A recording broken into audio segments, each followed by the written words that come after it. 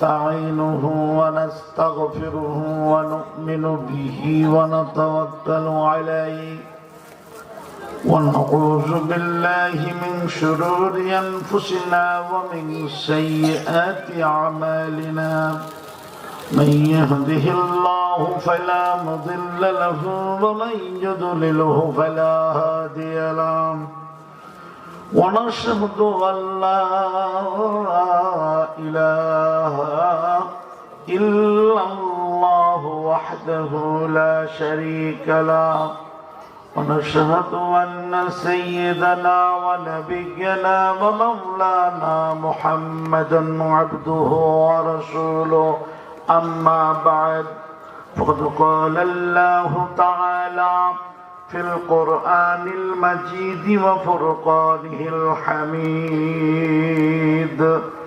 أعوذ بالله من الشيطان الرجيم بسم الله الرحمن الرحيم إن الله وملائكته يصلون على النبي يا أيها الذين آمنوا صلوا عليه وسلموا تسليما সকলে বলে আলহামদুলিল্লাহ। মুমিন মাতব্বরের ডাঙ্গি মৃধাবাড়ি জামে মসজিদ ও যুব সমাজের উদ্যোগে আয়োজিত দ্বিতীয় বার্ষিকী তাফসীরুল কোরআন মাহফিলের আজকের এই অধিবেশনের সুযোগ্য সভাপতি, অত্র জামে মসজিদের সভাপতি, আপনাদের সর্বজন শ্রদ্ধেয় ব্যক্তিত্ব জনাব মোহাম্মদ জালাল উদ্দিন মির্জা সাহেব, আল্লাহ তার গোলামকে কোরআনের জন্য কবুল করুন, সবাই বলুন আমিন। আজকের মাহফিলে আলোচনা করেছেন অনেকেই আলোচনা করেছেন। বিশেষ করে আমার পূর্বে আলোচনা শেষ করলেন আপনাদের এলাকার সন্তান, যদিও এখন ঢাকা বাস করে, হাফেজ মাওলানা আব্দুস সামাদ সাহেব। তার আগে আলোচনা পেশ করেছেন দিঘিরপাড় দারুল কোরআন মাদ্রাসার সম্মানিত পরিচালক, মোমিনখারহাট জামে মসজিদের সুযোগ্য খতিব জনাব হাফেজ মাওলানা আব্দুল আউয়াল সাহেব সহ অনেকগুলি নাম এখানে আছে। আমন্ত্রিত উলামায়ে কেরাম, পরিচালনায় আছে আমার অত্যন্ত স্নেহের আপনাদের অত্র মসজিদের খতিব এবং দিঘিরপাড় দারুল কোরআন মাদ্রাসার উপাধ্যক্ষ জনাব হাফেজ মাওলানা শহীদুল ইসলাম সাহেব। আল্লাহ সবাইকে তার দ্বীনের জন্য কবুল করুন, সবাই বলুন আমিন। সম্মানিত উপস্থিতি, সর্বপ্রথম আল্লাহ সুবহানাহু ওয়া তাআলার দরবারে শুকরিয়া আদায় করি যে আল্লাহ পাক আমাদেরকে আজকের এই কোরআনুল কারীমের মাহফিলে উপস্থিত হওয়ার তৌফিক দান করেছেন। সে আল্লাহর শুকরিয়া আদায় করি, আলহামদুলিল্লাহ। আসলে রাত গভীর, আপনারা পোস্টারে লিখেছেন তাফসীরুল কোরআন মাহফিল। আলোচনা হবে কিসের? জোরে বলুন। এই কোরআনের আলোচনা এই গভীর রাত্রে আমি কিভাবে আপনাদেরকে নিয়ে যাব বুঝতে পারছি না। তারপরেও খুব শর্টকাট হলেও কিছু কথা বলা দরকার। বন্ধুরা, যেহেতু পৃথিবীতে সব থেকে উত্তম মজলিসের নাম কি? কোরআনের মজলিস। কারণ রাসূল বলেন মাজালিসুল কোরআনি মাজালিসুল্লাহ, কোরআনের মজলিস স্বয়ং আল্লাহ পাকের মজলিস। সুবহানাল্লাহ, সুবহানাল্লাহ বলবেন না জোরে? আসলে আমরা কিছু সিস্টেম করে ফেলেছি, হুজুর যদি সুবহানাল্লাহ বলতে বলে তাহলে আপনারা বলবেন, নইলে কি বলবেন না। অথচ ভালো কোনো কথা শুনে, আল্লাহর প্রশংসা শুনে, রসুলের কৃতিত্ব শুনে, সাহাবাদের কৃতিত্ব শুনে ইমানদারেরা কি বলবে? আর একটু জোরে বলুন তো দেখি। আল্লাহর বান্দা যখন তার মন প্রাণ উজাড় করে দিয়ে আল্লাহর তাসবিহ পড়ে, সুবহানাল্লাহর তাসবিহ পড়ে, তখন আল্লাহ রাব্বুল আলামিন ওই ব্যক্তির জীবনের সমস্ত সগীরা গুনাহ মাফ করে দেয়। এই জন্য খেয়াল রাখতে হবে আমাদেরকে। বন্ধুগণ, আসুন আমি আপনাদেরকে নিয়ে যেতে চাই কালী আল্লাহ পাক আজকে আমাদেরকে এই কোরআনের মাহফিলে এসে বসার সুযোগ দিলেন। সে আল্লাহর শুকরিয়া আরেকবার আদায় করি, আলহামদুলিল্লাহ। রব্বানা লাকাল হামদ হামদান কাসীরান তাইয়িবান মুবারাকান ফীহি। শত কোটি দরুদ ও সালাম সর্বকালের সর্বযুগের সর্বশ্রেষ্ঠ মহামানব বিশ্ব মানবতার মুক্তির দিশারি সাইয়্যিদানা মুহাম্মদ রাসূলুল্লাহ সাল্লাল্লাহু আলাইহি ওয়াসাল্লামের প্রতি। বন্ধুরা, সরাসরি আলোচনা কিসের? জোরে বলুন।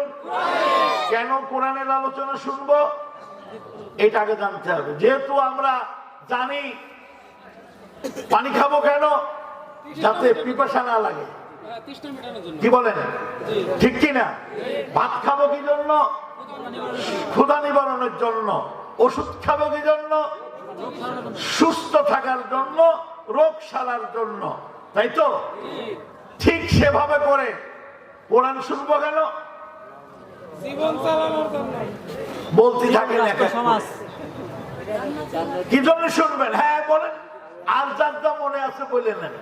তারপরে আমি কোরআনুল কারীমকে জিজ্ঞাসা করব, আজকের এই মুমিন মাতুব্বরের টাঙ্গি মিঠাবাড়ি জামে মসজিদের আজকের এই তাফসীর মাহফিলে ও কোরআনুল কারীম তোমার আলোচনা কেন শুনবো তুমি বলে দাও।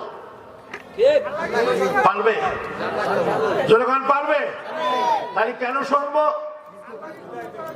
হিদায়াতের জন্য। যা আপনারা বলেছেন তাতে আমার মনে হচ্ছে যে বিনা দলিলি ফেল। আসলে কোরআনের আলোচনা এই জন্য শুনবো কি, ওয়ালাকাদ আনজালনা ইলাইকুম কিতাবান ফীহি যিকরুকুম। জোরে বলি আল্লাহু আকবার। আল্লাহ পাক বলতেছেন কোরআনুল কারীম এমন একটা কিতাব, ওয়ালাকাদ আনজালনা ইলাইকুম কিতাবান, আমি এমন একটা কিতাব তোমাকে দিলাম, ফীহি যিকরুকুম, এর ভিতরে তোমার আলোচনাটাও কথা কন আছে। তাহলে আমরা যারা আজকের মাহফিলে আছি আমাদের আলোচনা আছে। আসতে বললে হবে না, জোরে বলুন আছে না নাই? যদি থেকে থাকে তাহলে কোরআন এই জন্য শুনবো যে আমি কোন জায়গা, কোরআনের কোন জায়গা? কারণ কোরআনের মধ্যে ফিরাউনের কথা, নমরুদের, আবু জেহেল, আবু লাহাব, এরপরে সাদ্দাদ, মুনাফিক, কাফের, মুশরিক, মাজুসি, ইহুদি, নাসারা, বৌদ্ধ, যত ধর্ম অবলম্বী আছে সবার আলোচনাটাই জোরে কর। আর কিছু নাই? আর কি আছে? ইমানদারের কথা, মুশরিক মুত্তাকির কথা, মুহসিনের কথা, মুজাহিদের কথা, সালেহিনদের কথা, সাদেকিনদের কথা, মুনফিকিনদের কথা কোরআনে আছে। বলেন বলেন আছে। এইবার আপনাদের সাথে আমার কথা, আমি আপনি কোন জায়গা কোরআনে বলতেছে, এটা খুঁজে বাইর করা লাগবে। কি কোন জায়গা? আপনি তাফসীর শুনতে আসছেন, আজকাল তো পোস্টারে লেখছেন তাফসীর, হুজুর যে কোনে কি করছে হুজুরও জানে না। কথা বলেন মাহফিল তাফসীর, কথা বলেন না মাহফিল কিসের? আপনার শুনতে হবে আপনি কোথায়। যে জাতি তার নিজের পরিচয় জানে না, ওই জাতি তার ভাগ্যের পরিবর্তন করতে পারে না। ধরে বলো ঠিক কিনা? আপনারা যারা এখানে আছেন নারী না পুরুষ? আরো জোরে ভালো লাগবে। পর্দার আড়ালে যারা আছে নারী। এইবার ওরা যদি কয় যে আমরা পুরুষ হবে, আপনারা যদি বলেন যে আমরা নারী, কেন হবে না? কারণ পুরুষের কাজ হবে নারীর মতো। কথা বলেন। আমি আপনাদের সাথে এইভাবেই গল্প করার মতো করেই অল্প কিছু কষ্ট হচ্ছে আপনাদের। আসুন, কেন রাত জেগে বসে আছেন ঠান্ডার ভিতরে? আপনি যদি আপনাকে খুঁজে না পান, আপনি যদি তাহলে আপনি যদি মনে করেন যে নারীর কাজ নারীর মতো, পুরুষের কাজ পুরুষের মতো। যদি তাই হয় তাহলে আপনার কাজ কেমন হবে? তাহলে আপনি যদি ইমানদার হন তাহলে আপনার কাজ হবে ইমানদারের মতো। কথা বলেন ঠিক কিনা? অথচ আজকে বাপ মোমেন, দাদা মোমেন, তার ছেলে আমি আব্দুল মোমেন, আমি হাফেজ জুলফিকার, হজ করলাম, উমরা করলাম, আজকে 42 বছর ধরে তাফসীর করতেছি, কিন্তু ঈমান খুঁজে পাচ্ছি না। কথা বল, আমার কাজ তো ঈমানদার হলে কার মতো হবে? কথা বল না, ঈমানদারের মতো না ফিরআউনের মতো, আবু জাহেলের মতো। তাহলে আমার কাজ যদি ঈমানদার দাবি করার পরে আবু জাহেলের মতো হয়, তাহলে হুজুর তুমি পুরো 2 নম্বর। জোরে বলুন ঠিক কিনা? ঈমানদার আজ ঈমান হারিয়ে হয়েছে সর্বনাশা, ঈমানদার আজ ঈমান হারিয়ে হয়েছে সর্বনাশা, ও বেঈমান আজ ঈমানদারের বুকেতে বেঁধেছে বাসা। কি কষ্ট হচ্ছে আপনাদের আমার বন্ধুরা? তাহলে আপনি কোথায়? আপনি খুঁজে নেন। তাহলে খুঁজতে গেলে কিসের কাছে আসা লাগবে? অথচ আজ আফসোসের সাথে বলতে হয়, কোরআন পড়ে কিন্তু কোরআনের কাছে যায় না। কথা বলেন কি? দেখেন না আমার বন্ধুরা? তাহলে এই কোরআনুল কারীম থেকে আমরা আমাদের খুঁজে বের করব। রাজি আছি? আপত্তি নেই তো? আজকে খুঁজে আমরা বের করলে আপত্তি আছে? তার আগে আমি এই খুঁজে বের করতে পারবো কখন? ঈমানদার হব জোরে বলেন। আচ্ছা, কোরআনুল কারীম কি সকলের উপকার করে? করে না? আপনারা উল্টো ভাবছেন। কোরআনুল কারীম সবার উপকার করে না। কোরআনুল কারীম উপকার করে ঈমানদারের। ঠিক কি না? বড় বক্তা হলে কোরআন তার উপকার করে না। লাখ লাখ লোক মাহফিলে হলেই কোরআন তার উপকার করে না। কোরআন উপকার করে কার? এ কথা আমি বললে হবে না, যেহেতু একটু আগে আমার হুজুর জিকির সম্বন্ধে অনেক কথা বলে গেলেন। হ্যাঁ, জিকির উপকার করে তার ঈমান আছে যার। ঠিক কিনা? তাহলে জিকির যাত্রার উপকার। তাহলে কোরআনের আর এক নাম কি? ইন্না নাহনু নাযালনা যিকরা ওয়া ইন্না লাহু লাহাফিজুন। আল্লাহ বলে দিলেন যে এটা জিকির। আর এক নাম কি? উপকার করবে কার? ওয়াযাক্কির ফাইন্না যিকরা। এত বড় একটা খারাপ খবর। কি যে হুজুর পড়ে চোখে দেখিস না, এত বড় খারাপ খবর। অর্থাৎ আল্লাহ বলে দিলেন ওয়াযাক্কির ফাইন্না যিকরা। এই যিকরর জালের উপরে খারাপ খবর দিয়ে আল্লাহ বুঝালেন পৃথিবীর সব জিকির, এর ভিতরে যত প্রকার জিকির আছে সব জিকিরই উপকার করবে কার? হাজী সাহেবের। তাহাজ্জুদে পড়ে তার, হাফেজ সাহেবের, ইমানদারের।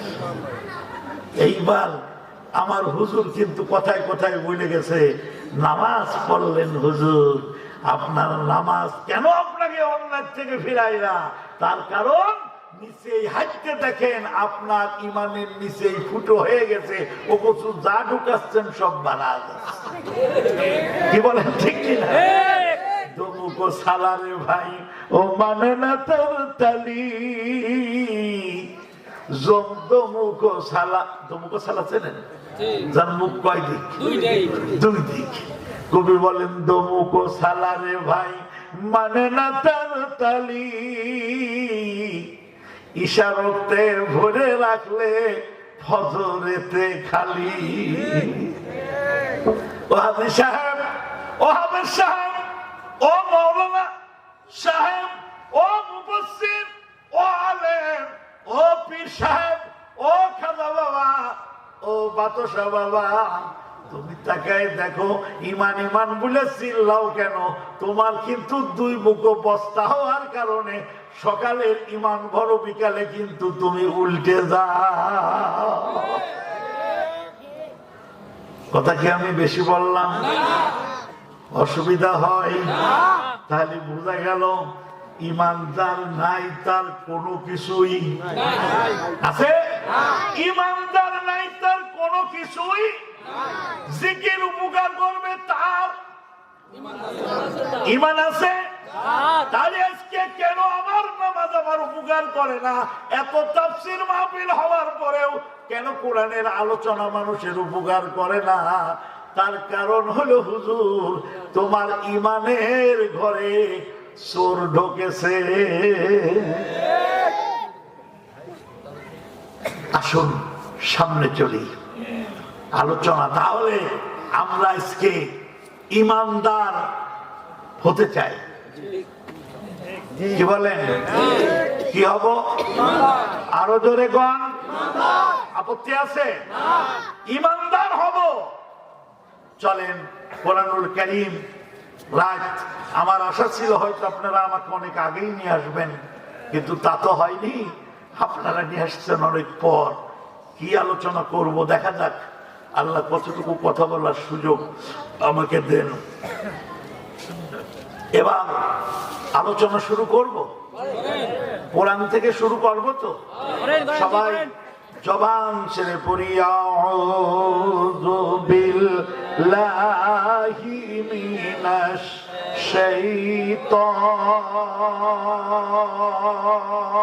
শাইতানির রাজিম। বিসমিল্লাহির রাহমানির ইন্নামাল মুমিনুনা আল্লাযীনা ইযা যুকিরাল্লাহু ওয়াজিলাত কুলুবুহুম ওয়া ইযা তুলিয়াত আলাইহিম আয়াতুহু যাদাতুহুম ঈমানা ওয়া আলা রাব্বিহিম ইয়াতাওয়াক্কালুন।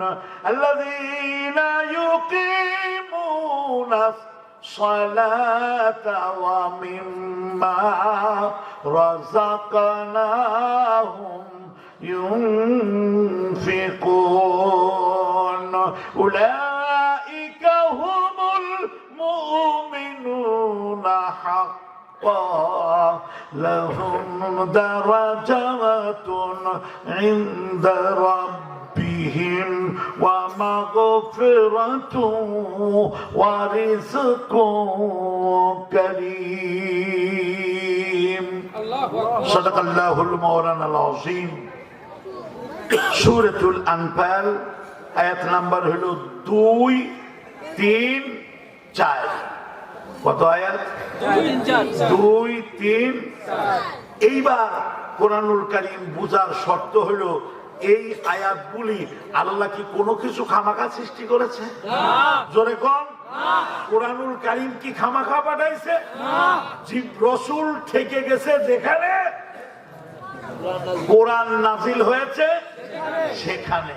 মুহাম্মদ হারগিজ না গপ্তা তানা গপ্তা জিবরাইল, মুহাম্মদ হারগিজ না গপ্তা তানা গপ্তা জিবরাইল, জিবরাইল হারগিজ না গপ্তা তানা গপ্তা রব জলিল।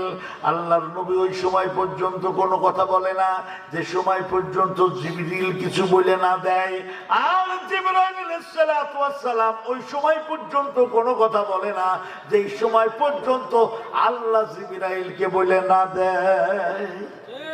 তাহলে আল্লাহ বললে জিবরাইল বলে, জিবরাইল বললে মুহাম্মদ সাল্লাল্লাহু আলাইহি ওয়াসাল্লাম। এবার আসেন আমার সামনে আমরা যারা আছি অমুসলিম কেউ আছেন? যারা কথা বলল না, অমুসলিম কেউ আছেন?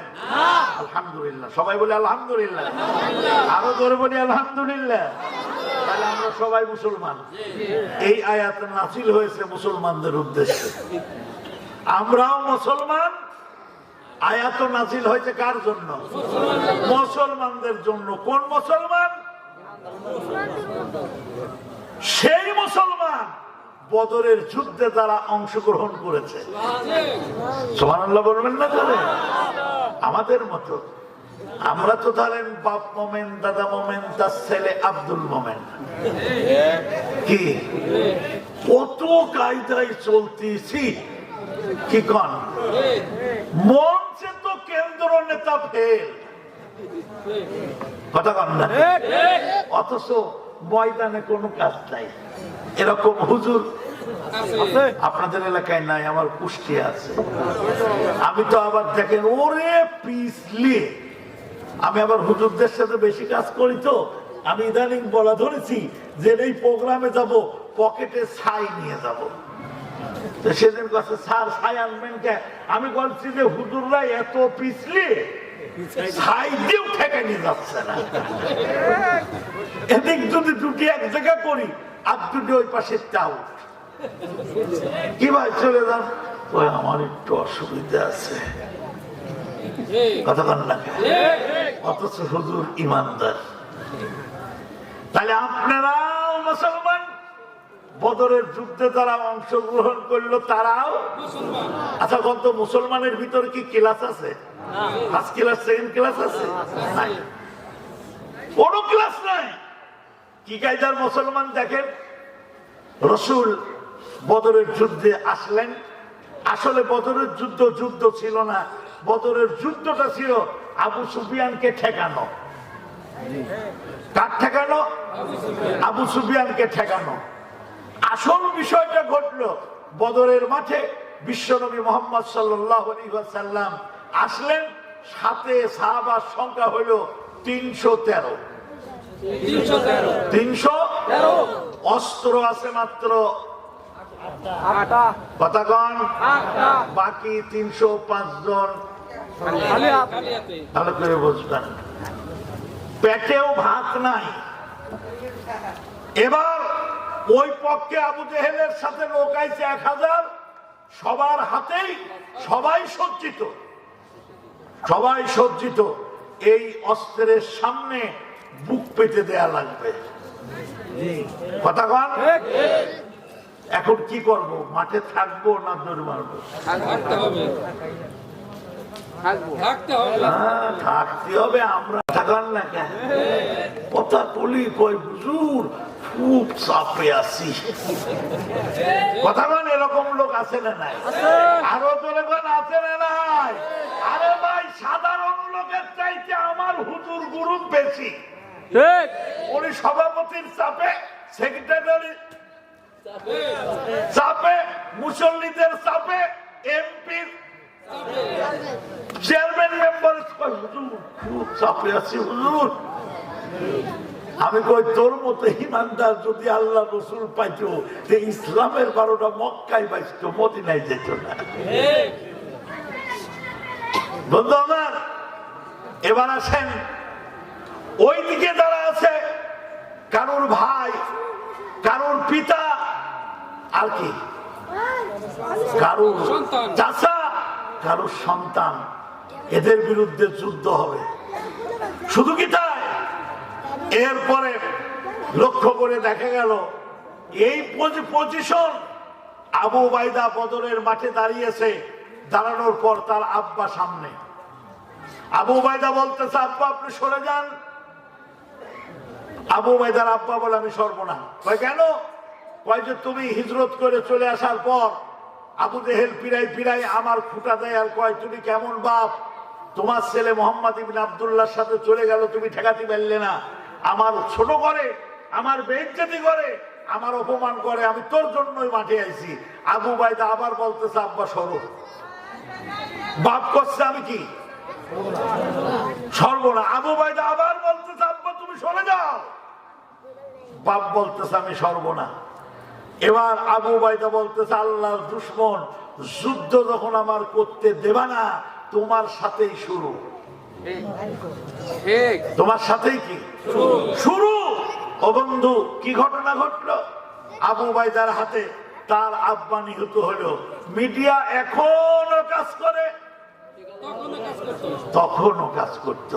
এখন যেমন কয় যে তুমি ইসলামী আন্দোলন করে কি করবা, তোমার বাপ তোমার দেখতে পারে না। আমার কথা, বাপের সব হুকুম মানতে আমি বাধ্য, কিন্তু কোরআনের আইন মানার ক্ষেত্রে বিরোধিতা করলে মানতে বাধ্য না। ঠিক কিনা? নিজে নিষেধ করেছেন যে খবরদার, যে ব্যাপারে তার গান নাই, তারা বাধা দিলি, কোরআনের পক্ষে থাকতে বাধা দিলি কি মানা যাবে? আবু উবাইদা চলে গেল। এখানে এতটুকুই না, দেখেন কায়দা, যুদ্ধ হবে হুজুর, আমরাও মুসলমান, তারাও মুসলমান। এবার রসুল মন খারাপ বসে আছে, একদিকে বালু, আপনাদের নদীর চরের মতো বালি, আর একদিকে আঠাইলে মাটি। আঠাইলে মাটি আবু জেহেল দখল করে এনেছে, আর বালু হলো মুসলমানদের পক্ষে। আবু জেহেল বলতেছে, মুহাম্মদ সাল্লাল্লাহু আলাইহি ওয়াসাল্লাম মন খারাপ বসে আছে, আল্লাহকে বলতেছে, আল্লাহ আমার এই তো পুঁজি শেষ হয়ে যাবে, তোমার নাম আর কেউ নেবে না, তুমি সাহায্য করো। 18 বছরের যুবক আবু উবাইদা এসে, 18 বছরের যুবক হযরত মিকদাদ এসে বলতেছেন, ওগো আল্লাহর নবী, আপনি টেনশন করছেন কেন? কি হয়েছে আপনার? আমরা কি মুসার উম্মত? এখানে আমরা যারা আছি কার উম্মত? আরো জোরে কন, আরেকটু জোরে বলুন। ধরা কিন্তু বলেছেন। এবার মিকদাদ বলতেছে, আমরা মুসার উম্মত না। মুসার উম্মতের স্বভাব হইল ইযহাব আনতা ওয়া রাব্বুকা ফাকাতিলা ইন্না হাহুনা কায়িদুন। তারা কয়, ও মুসা, তুই আর তোর আল্লাহ দা ফিরাউনের বিরুদ্ধে লড়াই কর, আমি যাব না। হুজুর, আজকে দায়িত্বশীলের পাশ ছাড়িয়ে দিয়ে ঘরে বসে রয়েছ, কথা বল না, অসুবিধা হচ্ছে আপনাদের?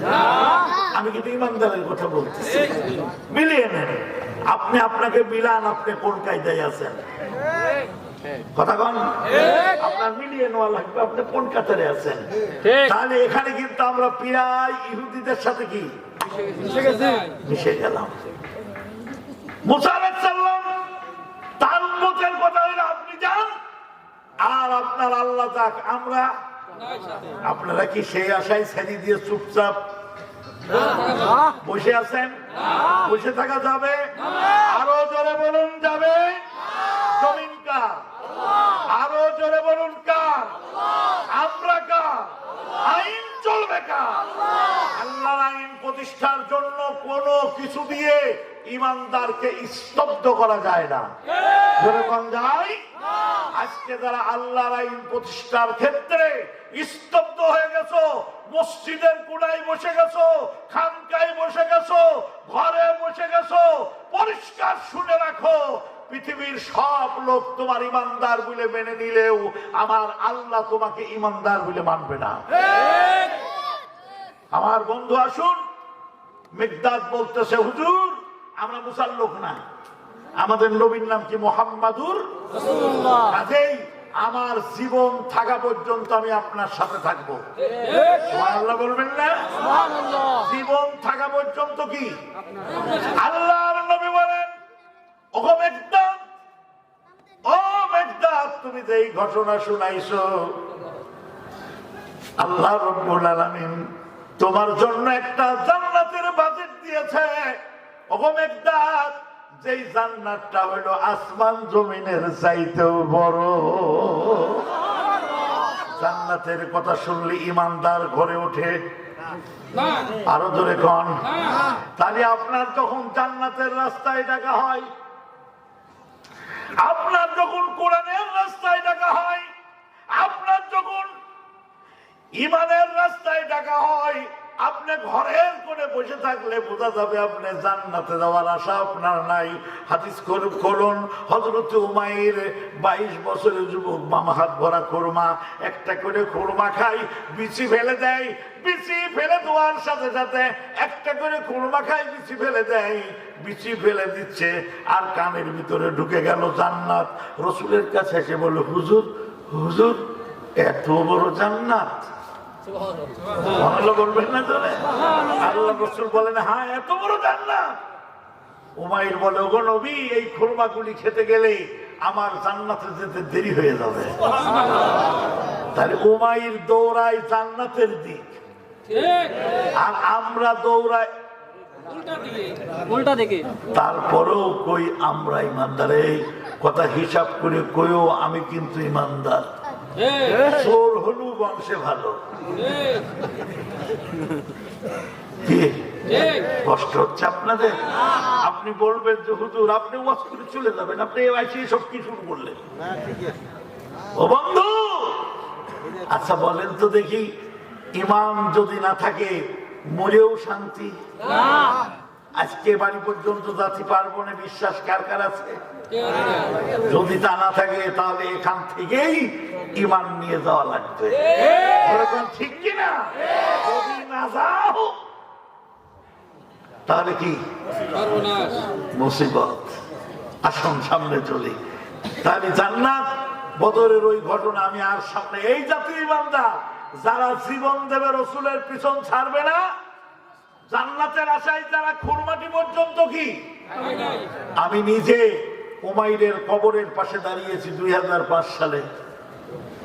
আল্লামা দেলোয়ার হোসেন সাইদি সহ আমরা একই কাফেলায় বদরের মাঠে দাঁড়িয়ে উমাইরের কবর যখন জিয়ারত করছি, তখন মনে হলো রসুলের হাদিস খানা সামনে আসলো, ও মুসলমান, তোমার এত জামা কাপড়, অথচ উমাইর এত গরিব, তার কাফনের কাপড়টি পর্যন্ত দেওয়ার সুযোগ রসুলের নেই, কাফনের কাপড় নেই। মাথাটাকে পা আগলা হয়ে যায়, পাটাকে মাথা আগলা হয়ে যায়। বিশ্ব নবী মাথাটা জামা দিয়ে ঢেকে দিলেন। সাহাবীদের বললেন, বদরের মাঠের এক প্রকার ঘাস, নাম ধরে বললেন, ওই ঘাস নিয়ে এসো। ঘাস নিয়ে আসার পর ওনারা ম্যানেজ করে চলে।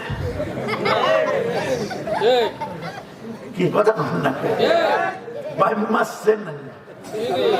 ভাই মাছ তো ভাই মাছ বাস করে কোনে? কাদায়, কিন্তু ওর গায়ে এক ফোঁটা কাদাও জড়ায় না। আমাদের বাম মাছে গেছি আমরা আজকে। কথা খান, আমার বুদ্ধি আছে কি আমার দোস্তরে। তাহলে ইমানদারের অন্তর কাঁপবে কার ভয়ে? সাহাবাদের অন্তর কাঁপে কার ভয়ে? বিলালের অন্তর কাঁপে কার ভয়ে?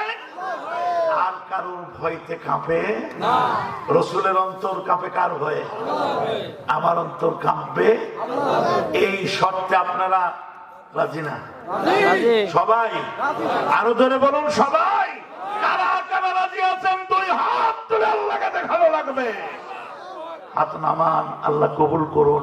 শীতের ভিতরে কষ্ট দিলাম, অসুবিধা হলো? তাহলে আজকের থেকে অন্তর কাঁপবে কার ভয়ে?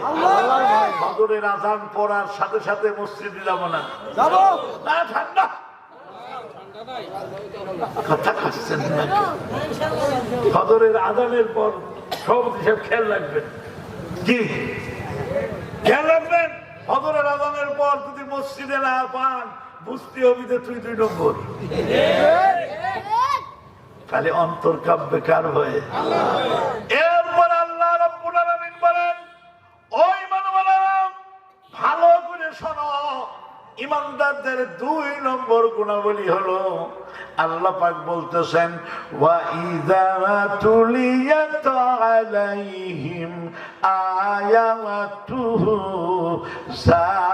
যাদাতুহুম ঈমানা। চিৎকার দিয়ে বলি আল্লাহু আকবার। ইমানদারের অন্তর বাড়ে তেলাওয়াতে, ইমানদারের অন্তর কোরআনে, ইমানদারের ইমান বেড়ে যায়। জোরে কোন ঠিক কিনা? আমার অন্তর যদি কোরআনের আলোচনা শুনে আমার ঈমান বৃদ্ধি না পায়, বুঝতে হবে যে আমার ঈমান নাই, তার ঈমান বাড়তেছে না। আল্লাহ বলে দিলেন ঈমানদার 2 নম্বর কথা হলো ওয়াইজা তুলিয়াত আলাইহিম আয়াতুহু যাদাতুহুম ঈমানা। ঈমানদারের অন্তর বৃদ্ধি পাবে তেলাওয়াতিল, আরো ধরে কোন তেলাওয়াতিল। সেই জন্যই তো তাফসীর মাহফিল। আপনারা মাদ্রাসায় যেতে পারেন নাই, আপনারা বক্তব্যে যেতে পারেন নাই, কোরআনের মাহফিলে এসেছেন, আল্লাহ আপনাদেরকে শুনিয়ে দিলেন ঈমান যদি বাড়াতে চাও তিলাওয়াতিল কোরআন। চিৎকার দিয়ে বলি আল্লাহু আকবার। এই কোরআনের সাথে যদি সম্পর্ক না থাকে, কিয়ামতের ময়দানে যে এই সম্পর্ক যদি কোরআনের সাথে তোমার না থাকে, রসুল কিন্তু কিয়ামতের ময়দানে তোমার বিরুদ্ধে মামলা করবে। করবে না মামলা? কার বিরুদ্ধে? আমাদের বিরুদ্ধে নয়।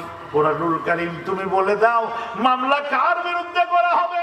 ওয়াকালার রাসূলু ইয়া রাব্বি ইন্না কওমি ইত্তাখাযু হাযাল কুরআনা মাহজুরা।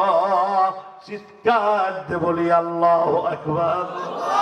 কিয়ামতের ময়দানে আল্লাহর নবীর সামনে যে উম্মতেরা বলবে, হুজুর আমরা আপনার উম্মত আছি, আমাদের জন্য সুপারিশ করেন।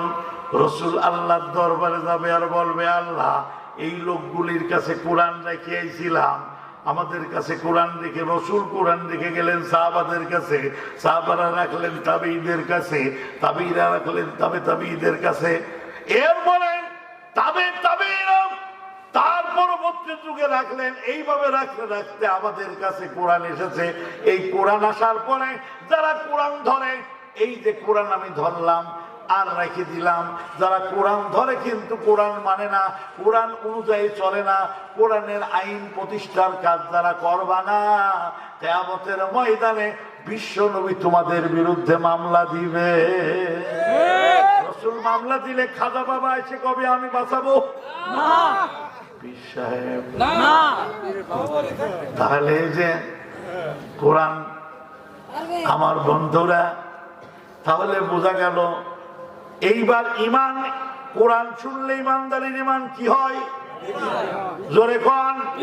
আজকের মাহফিলের পরে আপনাদের ঈমান কমে যাবে, যারা কথা করছে না তাহলে পারবে না। সবার পারবে? আরো জোরে কোন। সবার পারবে? সত্যি তো পারবে তো? যদি বাইরে থাকে ওয়ালা রাব্বিহিম ইয়াতাওয়াক্কালুন, তারা কারুর পর ভরসা করবে না, ভরসা করবে কার প্রতি? আরো জোরে কোন। আল্লাহ রাব্বুল আলামিন বলেন, ইন্নাল্লাযীনা ক্বালু রাব্বুনাল্লাহু সুম্মা ইসতাকামু তাতানাজ্জালু আলাইহিমুল মালাইকা। যেই লোকগুলি কয় আল্লাহ আমার রব এবং তারপর ইস্তেকামত করে, আল্লাহ রব্বুল আলামিন তাদের বিপদের সময় তাদের পর ফেরেশতা দিয়ে সাহায্য করে। 2000 সাল, আজ থেকে প্রায় 21 বছর আগের একটা ঘটনা। আমি পাবনাতে শাহজাদপুর উপজেলার প্রসিদ্ধ একটি গ্রাম, মহল্লা খুকনি নাম, কাপড়ের জন্য প্রসিদ্ধ। এই এলাকায় মাহফিলে গেছি, 2 দিন ব্যাপী তাফসীর মাহফিল। তো ওই এলাকায় মাহফিলে যাওয়ার পর আমার মাহফিলের সভাপতি যিনি ছিলেন হাফেজ মরহুম আব্দুল হাকিম সাহেব, ওনার ছেলে মুফতি আব্দুর রব সাহেব আমার আগের থেকে পরিচিত। উনি আফগানিস্তানের মুজাহিদ ছিলেন। তা ওনার সাথে দেখা করতে এসেছে মৌলানা আব্দুর রহমান নাম করে আল্লাহর এক বান্দা, বাড়ি হইল বগুড়া। তা আমি ওনাকে জিজ্ঞাসা করতেছি, মৌলানা আমরা তো দেখি নাই, আল্লাহর সাহায্য আপনারা দেখেছেন। আল্লাহর পার ভরসা করলে কিভাবে আল্লাহ সাহায্য করে আপনি আমাদেরকে একটু শোনান। তুমি আমাকে বলতেছো, হুজুর আফগান যুদ্ধের পর আমরা যখন কাশ্মীরে আসলাম, কাশ্মীরে আসার পর হঠাৎ করে দেখি যে এই কাশ্মীরে এসে আমরা লক্ষ্য করে দেখলাম যে মুসলমানদের পর অত্যাচার হচ্ছে। আমরা মুসলমান এক বাড়িতে আমরা আশ্রয় নিলাম। দুপুরবেলা খেতে বসেছি, হঠাৎ বাড়িওয়ালা কাঁপতে কাঁপতে এসে বলতেছে, হুজুর বিপদ। আমি বললাম কি হয়েছে? তা বলতেছে যে হুজুর ভারতের সোলজারেরা আমাদের বাড়ির চারদিকে ঘিরে রেখেছে, আপনাকে অ্যারেস্ট করার জন্য আসছে। হুজুর আপনাকে এখন কোথায় রাখি, কি করি? আমার তো আর কোনো জায়গা বাসা নাই। আসলে তো আমাদের মতো ইমানদার না, কি বলেন? কোন দিক দিয়ে বলাবো, কোন দিক দিয়ে বলাবো? আমরা হলি কি? উনি বলতেছে, আপনি আমার নিয়ে ভাবছেন কেন? আমার নিয়ে কেন ভাবতেছেন? আমি তো এই দিনের অপেক্ষায় আছি। আমি আফগানে ঘুরেছি শাহাদতের জন্য, শহীদ নসিব হয়নি। আপনি আমার খোঁজেন কেন? যান, মরহুম ডক্টর জামাল উদ্দিন স্যার রাজশাহী বিশ্ববিদ্যালয়ের অনেক মাহফিল করেছি একসাথে। আরে আল্লাহর বান্দা একদিন মাহফিল থেকে আমাকে বলছে, আবে সাহেব কি বলবো আপনাকে, যুবকদের ইমানি তেজস্বিতা দেখলে মাথা নিচু হয়ে যায়। স্যার কি হইলো? তো কয় মতিউর রহমান আকন যখন রাজশাহী বিশ্ববিদ্যালয়ের সভাপতি, হঠাৎ করে রাত্রে মতিউর রহমান আকন আমার বাসায় আসছে। আমার বাসার ভিতরে হঠাৎ দেখি আমার বাসার করানরে কলিং বেল আওয়াজ হয়। বাইরে তাকাই দেখি চতুর্দিক পুলিশ। আমি চিন্তা করলাম নিশ্চয় মতিউরকে অ্যারেস্ট করার জন্য পুলিশ এসেছে। তাড়াতাড়ি স্যার সরাসরি শিক্ষক বলতেছে, বাবা তোমার তো পুলিশ এসেছে অ্যারেস্ট করতে। মতিউর রহমান এখন বলতেছেন, স্যার আপনি চিন্তা করতেছেন, আপনি টেনশন কে? এক পত্রা আমি অজু করবো কোত্থেকে, আমার একটু অজুর ব্যবস্থা করেন। অজুর ব্যবস্থা করার পর 2 রাকাত নামাজ পড়ে মতিউর আল্লাহর কাছে হাত তুলে বলতেছে, আল্লাহ তুমি যদি মনে করো রাজশাহী বিশ্ববিদ্যালয়ে ইসলামী আন্দোলনের বেগ গতিবেগ আমার পরে বেড়ে যাবে, আমি বন্দী হলেই ইসলামী আন্দোলন বৃদ্ধি পাবে, এটা তোমার এলেমে জানা আছে। যদি বৃদ্ধি পায় আল্লাহ তুমি আমার অ্যারেস্ট করাও, আমার আফসোস নাই। আর যদি মনে করো যে আমার বাইরে থাকা দরকার, তুমি ব্যবস্থা করো। ডক্টর জামাল উদ্দিন স্যার বলছেন, মতিউরের দোয়া করা শেষ হয়নি, পিছন থেকে পুলিশের যে অফিসার আসছিল আমার ডেকে বলে, স্যার আসামি ধর্ম না, আমরা চলে গেলাম। সুবহানাল্লাহ বলবেন না জোরে? ভরসা করে ইমানদার কার প্রতি? আরো জোরে বলুন, কার প্রতি? এবার মৌলানা আব্দুর রহমান বলতেছেন, হুজুর বাড়িওয়ালাকে বললাম, ও বাড়িওয়ালা আমি তো শহীদ শাহাদতের জন্য বাংলাদেশ থেকে আফগানের রাস্তায় রাস্তায় ঘুরলাম, শহীদ হতে পারি নাই। ও বন্ধু বাস্তবে দেখো নাই? কুষ্টিয়ার দারোগা আমাকে বলছে, হুজুর কি ছেলে পেলে আপনাদের, মানুষ মায়ের দেখলে দৌড় দেয়, আর আপনাদের ছেলে পেলে বুকের জামার বোতাম খুলে সামনে আগায়। সুবহানাল্লাহ বলবেন না জোরে? বৃষ্টির মতো গুলি আসতেছে, জামা মনে করে যে জামাই মনে হয় গুলি ঠেকাবে, জামা খোলে, শার্টের বোতাম খুলে দেয়। আমার বন্ধুরা আমি আপনাদের কাছে বলছিলাম, এবার মৌলানা আব্দুর রহমান বলতেছেন, হুজুর আমি বাড়িওয়ালাকে বললাম আপনি চিন্তা করবেন না, আমার চিন্তা আমার আল্লাহ করবে। সুবহানাল্লাহ বলবেন না জোরে? সাহায্য পাবা কি করে? সাহায্য নেওয়ার যোগ্যতা অর্জন করো। যে আল্লাহ ওই টাইমে সাহায্য করতে পারে, সে আল্লাহ আজও পারে না পারে না? আরো জোরে বলেন, পারে না পারে না? আমাদের যোগ্যতা নাই। ওই যে অনেক সময় আমি আলোচনায় বলি যে বিশ্বাসদের পুকুরে 2টা হাঁস শামুক খাচ্ছে, একটা রাজহাঁস আর একটা পাতি হাঁস। রাজহাঁস গলা লম্বা ডুব দেয়, শামুক পায়, আর পাতিয়ার ডুব দিয়ে শামুক পায় না। উঠে কয় ভাই বিশ্বাসের পুকুরি শামুক নাই। রাজাস কয় শামুক আছে তোর গলা নাই। আসলে আল্লাহর সাহায্য আছে, আল্লাহর সাহায্য পাওয়ার যোগ্যতা কি নাই আমাদের? আমরা হারিয়ে ফেলেছি। আল্লাহ যাত্রার কাছে সাহায্য করেন না, আল্লাহ বানরের গলায় মুক্তার মালা দেন না। সাহায্য আমার আল্লাহ দেয় যদি সাহায্য নেওয়ার কি জবলাল আব্দুর রহমান বলছেন, হুজুর বাড়িওয়ালা তো চলে গেল, আমি ঘরের ভিতরে বসে থাকলাম, সাথী সঙ্গে যা ছিল সবাইকে বললাম তোমরা চলে যাও, যেহেতু তোমাদের ধরবে না ধরবে আমার, তোমরা যাও, চলে যাও। সবাই চলে গেছে, আমি চিন্তা করলাম পলাবো কোথায়? ওই যে খড়ির যে মাছা আছে, খড়ির মাছার নিচে বসে আছে। এবার বলতেছে ওরা ঘরে ঢুকে চতুর্দিক খুঁজতেছে, আমি ওদের দেখতেছি, ওরা আমার দেখে না। সুবহানাল্লাহ বলবেন না ধরে? এরপরে ওরা কি করলো? খড়ি ভাঙলো। কি করলো? খড়ি ভাঙলো। ভাঙে চতুর্দিক যে খড়ি নামাইয়া মাছার চারদিক যে খোলা ছিল বন্ধ করে দিল। আল্লাহ তো ভালোই হইল। আমার বন্ধুরা, মওলানা আব্দুর রহমান বলেন, হুজুর এই ঘটনার পর ওরা চিন্তা করলো মুসলমানকে তো খুঁজে পেলাম না, কি করব? ওদের কমান্ডার অর্ডার দিল পেট্রোল নিয়ে আসো, খড়ির উপরে ঢেলে দাও, আগুন ধরাইয়া দাও। এবার মওলানা আব্দুর রহমান বলেন, হুজুর আমার মনে পড়ে গেল আল্লাহ ওয়াদা করেছেন, আল্লামা ইকবাল বলতেছেন, আজ ভি জো হু ইব্রাহিম কা ইমা পয়দা আজ কর सकती है এক আন্দাজ গুলিস্তা পয়দা। ইব্রাহিম ঈমান যদি হয়তো তোমার বিদ্যমান করতে পারো অগ্নিকুণ্ড, এক নিমেষে ফুল বাগান।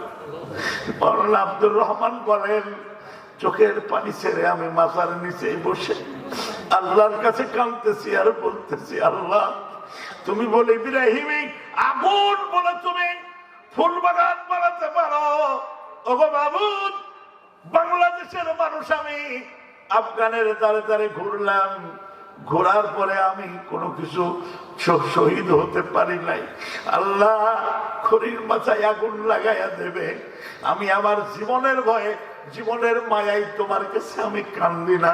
ওগো মাবুদ, তোমার কাছে আমার দাবি, তুমি বলে ইব্রাহিম ঈমান হলে আগুন বলে ফুল বাগান বানাইয়া দাও। আমি দেখতে চাই কেমন করে তুমি আজকে আমাকে উদ্ধার করো। হুজুর এই দোয়া করতে করতে হঠাৎ লক্ষ্য করলাম কানে আওয়াজ আসলো, খসখস করে আওয়াজ হয়। আমি বুঝতে পারলাম ওরা ম্যাচ বাক্স জ্বালানোর চেষ্টা করতেছে। 400 থেকে 450 সোলজারের কাছে যতগুলি ম্যাচ বাক্স ছিল সমস্ত কাটি খরচ করেছে। হুজুর আমার পেট্রোলে আগুন লাগাতে পারে না। সাহায্য করার মালিক কে? আরো জোরে কোন কে? সে আল্লাহ আছে না নাই? বন্ধু, এই জন্য বলতেছি খলিফাতুল মুসলিমিন মিলিয়ে নাও। সাহাবাদের ইমানের সাথে তোমার মিলিয়ে নেওয়া লাগবে। খলিফাতুল মুসলিমিন মদিনার বাজার দিয়ে চলে যায় হাতে চাবুক। হঠাৎ লক্ষ্য করে দেখে বাজারের এক কোনায় কয়েকজন লোক মদ খাচ্ছে। খলিফা ওই দিকে আগায় যায়। হযরত ওমরের চেহারা আল্লাহ এত গাম্ভীর্য দিয়েছিলেন, মাতাল যদি ওমরের চেহারার দিকে তাকায় মদের নেশা ছুটে যায়। ও বন্ধু, হযরত ওমর তাকায় দেখে ওই জায়গা মদ খাচ্ছে। ওমর আস্তে আস্তে আগায় গেল। ওই সবাই বলতেছে তাড়াতাড়ি পলাও, শিগগির পলায়ন করো, ওমর আসতেছে। যেটার নেশা বেশি লাগেছে কয় আমি তো বড় ওমর। ওমর কই? কয় তুই থাক, আমরা চললাম। হযরত ওমর আসেন, ওই লোকটার বুকের উপরে আঘাত করেছে। করেছে, বুকের উপরে আঘাত করার সাথে সাথে লোকটা উপরে তাকায় দেখে ওমর মদের বোতলখানা, সৌদি আরবের পোশাক, আবাগায় আছে, এরপরে বড় জুব্বা আছে, বগলের নিচেই লুকায় ফেলেছে। হযরত ওমর লোকটাকে জিজ্ঞাসা করে, আল্লাহর বান্দা তুমি মদ খাইছো? লোকটা মাথা নিচু করে খালি বলে, আমিরুল মুমিনিন মিথ্যা বলবো না, আমি মদ খাইছি। হযরত ওমর চাবুক বের করলেন, চাবুক বের করে চাবুকের আঘাত করবে, হঠাৎ বলতেছে তোর মদের বোতলটা আমার কাছে দে। মদের বোতল হাতে দিয়েছে, হাতে দেওয়ার পরে মদের বোতলটা হাতে নিয়ে এইবার কর খুললো। কর খোলার পরে নাকের কাছে ধরে দেখে দুধের বাসনা কইছে। এইবার ওমর বলে, বেয়াদব তুই খাচ্ছিস দুধ আর আমার কাছে বললি মদ।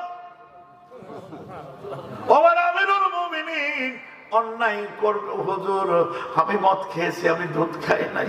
চোখ দিয়ে দর দর করে পানি পড়তেছে আর কাঁদতেছে আর বলতেছে, আমিরুল মুমিনিন আমি মদ খাই নাই, আমি দুধ খাইছি।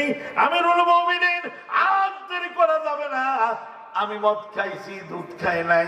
ওমর বলে, তোর মদের বোতলের ভিতরে দুধের বাসনা কি করে হলো? কয় আমি জানি না। হযরত ওমর বলেন, ঠিক আছে, আগামীকাল সকালবেলা ফজরের নামাজের পরে মসজিদুন নববীতে তোর বিচার করা হবে, তাড়াতাড়ি চলে আসবা। লোকটি ফজরের জামাতে যায়, অথচ ওমর ফজরের নামাজে যাওয়ার আগে তাহাজ্জুদের নামাজের পর সামান্য সময় আছে, একটুখানি চোখ বন্ধ হয়েছে, হঠাৎ স্বপ্ন দেখে। স্বপ্নের ভিতরে বিশ্ব নবী ওমরের সামনে এসে হাজির হয়ে গেছে। রসুলের দিকে তাকায় আর ওমর বলেন, হুজুর কি মনে করে? রসুল খালি হাসে, কথা করছে না। হযরত ওমর খেয়াল করে দেখে পিছনে আবু বকরও আছে। সুবহানাল্লাহ বলবেন না তবে? কি আছে, কি আছে? দুইজনে হাসেন। ওমর বলেন, ওগো আল্লাহর নবী কি হলো আপনার, কেন আপনি হাসতেছেন? কথা বলেন না কেন? কোন কারণে কথা বলতেছেন না? আল্লাহর নবী বলে, ওমর রে, আগামীকাল ফজরের ওয়াক্তের পরে কার বিচার করবা, কোন যুবকের বিচার তুমি করার জন্য আসতে বলেছ? হযরত ওমর বলেন, ওগো আল্লাহর নবী লোকটার কাছে আমি যখন গেলাম ওর গা দিয়ে মদের গন্ধ বেরোচ্ছে। ওগো রাসূল ওর গা দিয়ে মদের গন্ধ, মুখ দিয়ে মদের গন্ধ, ওর মদের বোতলের ভিতরে দুধের বাসনা হয়ে গেল। আল্লাহর নবী বলেন, ওমর তুই কি জানিস, তোর কি মনে আছে ওই লোকটা মাটির দিকে তাকায় তোর সাথে কথা বলেছে? বলে, হ্যাঁ আমি খেয়াল করেছি। বলে, ওমর ওই লোকটা তোর কথার উত্তর দিয়েছে, কানে শুনেছে, উত্তর দিয়েছে, অন্তর খানা আমার মাবুদের দিকে লাগাইয়া দিয়ে, আমার আল্লাহর দিকে লাগাইয়া দিয়ে, রব্বুল আলামিনের দিকে লাগাইয়া দিয়ে বলে, মাবুদ পৃথিবীর কোন মানুষ আবার সুপারিশ করবে না, আমার পক্ষে কেউ কথা বলবে না। ওগো মাবুদ আমি তোমার বান্দা, আমি তোমার অন্যায় করেছি, মদ খেতে মানা করেছ, আমি খেয়েছি। ওগো আল্লাহ আমি খালি দেখতে চাই তোমার প্রতি নির্ভরশীল হলে তুমি বলে তোমার বান্দারে বাঁচাইয়া দাও, তোমার প্রতি নির্ভরশীল হলে তুমি বলে তোমার বান্দার হেফাজত করো। ওগো আল্লাহ আমি দেখতে চাই তুমি ওমরের হাত থেকে কেমন করে আমার বাঁচাও। আমি ওয়াদা করলাম জীবনে আর মদ খাবো না। আল্লাহ আমি অন্যায় তোমার কাছে করেছি, তোমার কাছে ধরা দিলাম। আল্লাহ রাব্বুল আলামিনের রহমতের দরিয়ায় জোশ মেরেছে। আল্লাহ পাক জিবরাইলকে ডেকে বলে, জিবরাইল মোটেই দেরি করবা না, যাও যাও যাও যাও, তাড়াতাড়ি যাও, হাউজে কাউসার থেকে কয়েক ফোঁটা পানি নিয়ে ওর মদের বোতলের ভিতরে মিশিয়ে দাও। ওগো রাসূল, ওগো ওমর, জিবরাইলের মদের বোতল, জিবরাইলের হাউজে কাউসারের পানি মদের বোতলে মিশানোর কারণে মদের গন্ধ উল্টে দুধের বাসনা হয়ে গেছে। ইমানদার ভরসা করে কার প্রতি? আরো জোরে কন। আজ আমরা ভরসা করব নেতার পার, যাতে মামলা না হয়। কথা কন।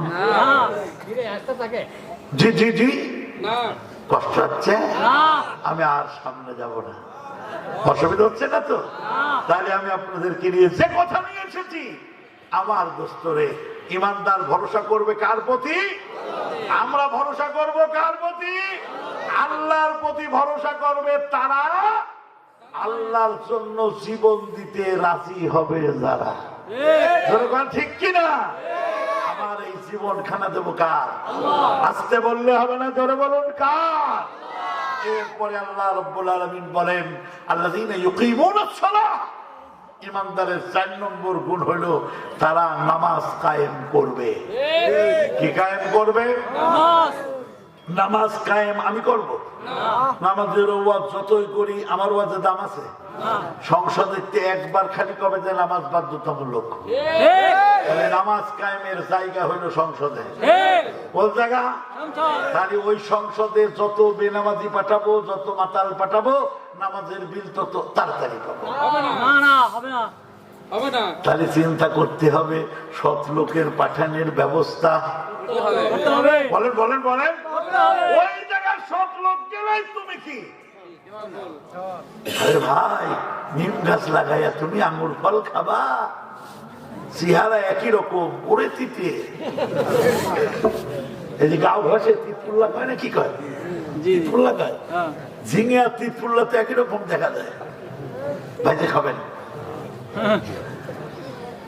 ভাইজে খাওয়া যাবে? হাঁটতে পারলি গলা তিতে। আমার বন্ধুরে, তাহলে বোঝা গেল সংসদে ভালো মানুষ পাঠাও, নামাজ পাবা। আমার নেতা তো নামাজ পড়ে, আমি বললাম তোমার নেতা নামাজ পড়ে কোনতে কয় রিকাত তা কিন্তু জানে না। পাশের থেকে কর্মী কয় স্যার চলেন, চুপ কর, নামাজ পড়ে নি। টুপি তো মাশাআল্লাহ একটা মাথায় দিয়েছে, অজু থাক আর না থাক চলতেস। নেতা তোমার নামাজ পড়ে, নেতা নামাজ পড়ে না, নামাজ নেতার পড়ে। জোরে কর ঠিক কিনা? আমার দোস্তরে, তাহলে না আল্লাহ দিনাই খুই, তাহলে ইমানদারের আন্দোলন কি? নামাজি লোক ওই জায়গা পাঠানোর আন্দোলন। তাহলে ভালো লোক পাঠাবো কোনে? জোরে কর। নামাজ আসবি ওখান থেকে। আমার ওয়াজের কোনো দাম নাই, আমি গলাবাজি করব, বুড়ি হয়ে যাবো, গলা হিরক টুটে পড়ে যাবো, চাইলেনার দাম হবে না। আরে ভাই, পলিথিন কেবল বললো যে থাকবে না, ছিল আবার আইছে। যদিও আয়ুব সরকারের সময় ওরে সর্বনাশ, রাওয়ালপিন্ডি বসে বলল পূর্ব পাকিস্তানে যার যার বাড়ির সামনে যত কচুরি পানা ছাপ, আমার এই চোখ দিয়ে আমি দেখেছি। জানেন ওরে সর্বনাশ, চাচা আমার কচুরি পানা তো তোলেইছে, পাতা ছিঁড়ে ভাসতেছে, সাতটায় যায় পাতা তুলে উপরে ফেলতেছে। এর নাম আইন, যার কারণে হযরত উসমান বলেন কোরআন দিয়ে জানা হয়, শাসন দিয়ে। অথচ আজকে সবচাইতে বড় পরিকল্পনা, হুজুর তুমি থাকো এই জায়গা আসে না, এনে ভালো লোক আসে না, অথচ উনি ওরে মিছিল হচ্ছে, কালকে যাবার কুয়ার খালি ভোট হচ্ছে, কয় অমুক নেতার চরিত্র ফুলের মতো পবিত্র। আমি কই ঠিক কথা, ফুলের মতোই পবিত্র। ও ফুল গোলাপ ফুল না, ও হইল শিমুল ফুল।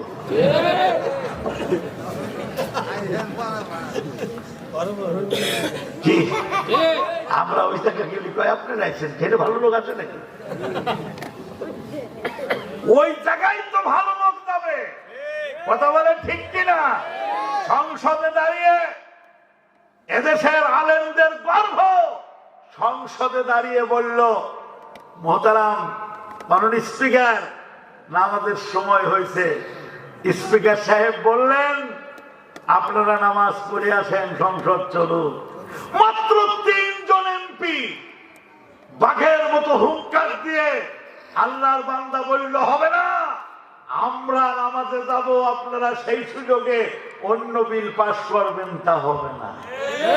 বন্ধ করেন, আমাদের সময় সংসদ বন্ধ থাকবে, সুন্নাত আজও চালু আছে। সুবহানাল্লাহ কবেন না জোরে? আজও আমাদের সময় কি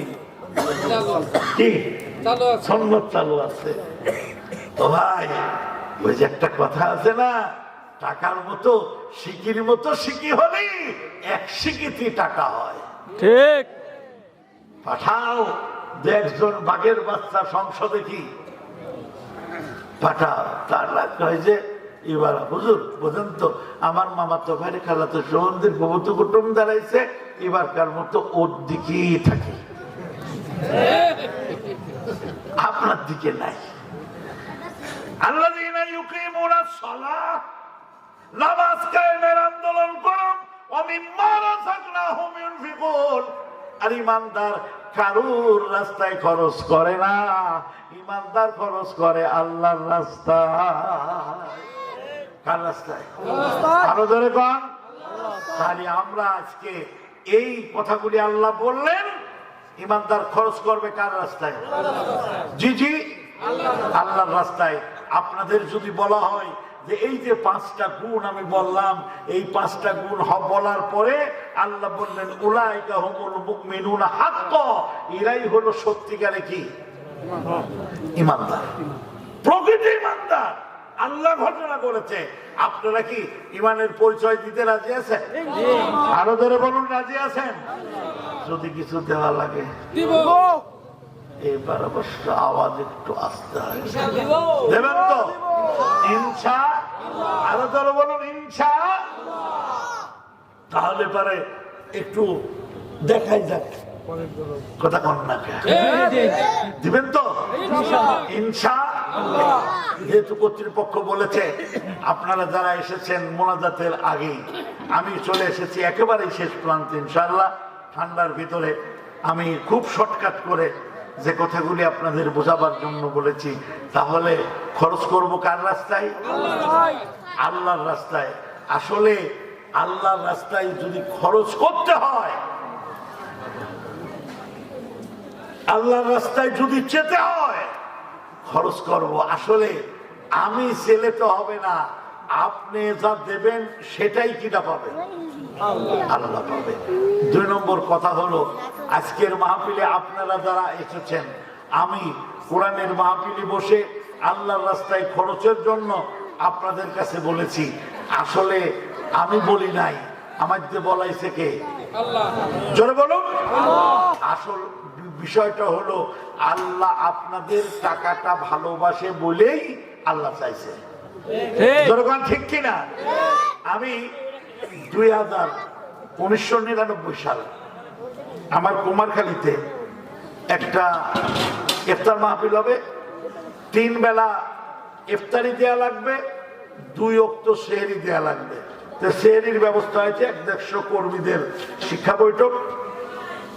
এখন আমাকে দায়িত্বশীল বলল যে ভাই, ইফতারির ব্যবস্থাটা তো হয়নি, আপনি একটু দেখেন তো দেখি কারোর কাছ থেকে ইফতারি, আমি নিজেও বুঝি নাই ইফতারি পাওয়া যায় কিনা। তো আমি হঠাৎ করে দেখলাম যে আমার মাদ্রাসা মসজিদের এক পাশে এক হাজী সাহেব নামাজ পড়তেছে। লোকটার সাথে আমার খুব ভালো সম্পর্ক। আমি ওনাকে বললাম যে হাজী সাহেব, এই ব্যাপার, এই প্রায় 200 লোক ইফতার করবে, 3 বেলা ইফতারি হবে, আমার কিছু টাকা দরকার। তো বললো কত টাকা লাগবে? তাই আমি বললাম যে 1010 টাকা হলেই হবে। তো বললো ঠিক আছে, আমি দিয়ে দিলাম, যাবেন দোকানে যাবেন, নিয়ে আসবেন। তা আমি পরে ওনাকে জিজ্ঞাসা করলাম যে আমি আপনার বাসায় যে নাচে এখানে চালাম, আপনি মনে কিছু করলেন না তো? তো উনি আমাকে, আমি কিন্তু এর আগ পর্যন্ত ওনার এই ইমানি জজবা দেখে আমি নিচে আশ্চর্য হয়ে গেছি। উনি আমারে বলতে, হাফেজ সাহেব বলেন কি? উনি আমারে বলতেছে আপনি বললেন কি? আসলে আপনি আমার টাকা চান নাই, আমার টাকা আল্লাহ ভালোবাসে বলেই আপনার দিয়ে চালাইছে। আল্লাহ কবেন না জোরে। তাহলে আজকের মাহফিলে আপনারা যারা এসেছেন, আপনাদের সম্পদ ভালোবাসেন কে? আরো জোরে বলুন। তাই আমি আপনাদের কাছে প্রস্তাব দিলাম কি, হ্যাঁ, কারা যাবে ভিতরে? ছেলে পেলে যাবে কারা? লোক পাঠান, একটু দেখেন তো, একটু তাড়াতাড়ি। ভাই যারা আছেন বসেন, চলে আসেন, একটু জিকির করুন। সুবহানাল্লাহ আলহামদুলিল্লাহ লা ইলাহা, আরো জোরে সুবহানাল্লাহ আলহামদুলিল্লাহ লা ইলাহা, জোরে সুবহানাল্লাহ আলহামদুলিল্লাহ লা ইলাহা লা ইলাহা ইল্লাল্লাহু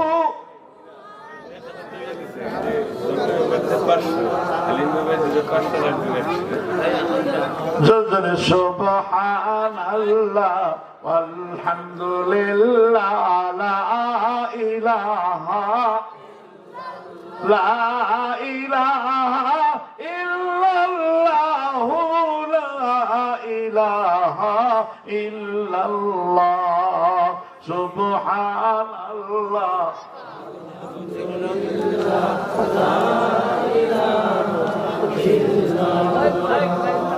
সুবহানাল্লাহ আলহামদুলিল্লাহ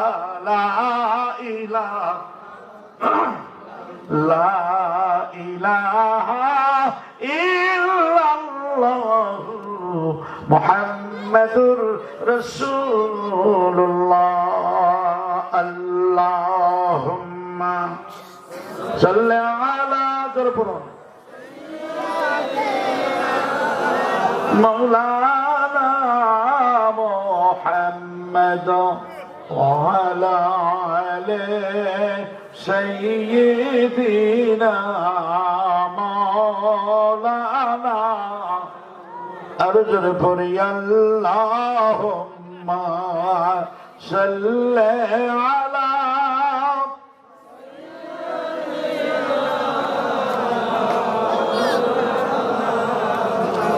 وعلى آله سيدنا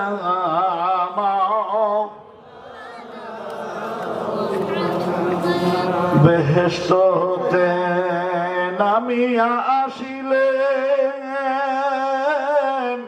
বিবি মরিয়ম আসিয়া